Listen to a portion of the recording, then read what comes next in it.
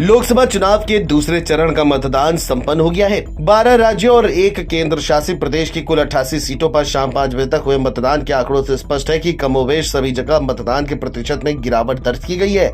देश के सबसे बड़े राज्य यानी यूपी की 8 सीटों पर चुनाव में पहले फेज के मतदान से भी कम वोटिंग हुई। ताजा समाचार मिलने तक यूपी की 8 लोकसभा सीटों पर 52% के आसपास वोट पड़े थे, जो पहले चरण से करीब 5% कम रहे। लोकसभा चुनाव के दूसरे चरण का मतदान शुक्रवार को खत्म हो गया। दूसरे दौर में मणिपुर समेत 13 राज्यों और केंद्र शासित प्रदेशों की 88 सीटों पर मतदान हुए। इन सीटों पर कुल 1202 उम्मीदवार चुनावी मैदान में रहे। जिन 88 सीटों पर शुक्रवार को वोटिंग हुई उनमें अभी तक के आंकड़ों के अनुसार अगर बात करें तो त्रिपुरा पूर्व सीट पर सबसे ज्यादा 78.53% मतदान दर्ज किया गया। वहीं सबसे कम 45.94% वोटिंग मध्य प्रदेश की रीवा सीट पर हुई। हालांकि ये भी अंतिम परिणाम नहीं है। वहीं जिन 88 सीटों पर शुक्रवार को वोटिंग हुई उन सीटों पर 19 में कुल 70.09% वोट पड़े थे।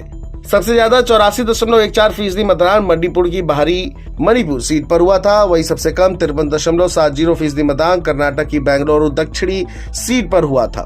देश के विभिन्न हिस्सों में लोकसभा चुनाव के दूसरे चरण के मतदान के दौरान मतदाताओं को अलग अलग तरीके से मतदान केंद्रों तक पहुंचते हुए भी देखा गया।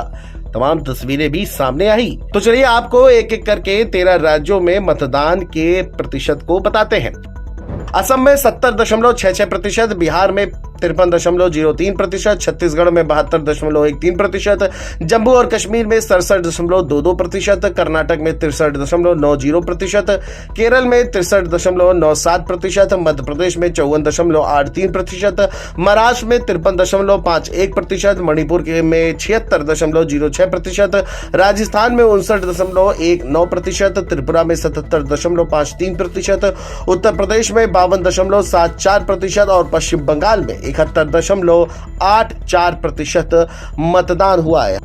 हालांकि प्रतिशत की संख्याओं में अभी भी बढ़ोतरी हो सकती है। कुछ बहुत बढ़ोतरी नंबरों को लेकर के देखी जा सकती है।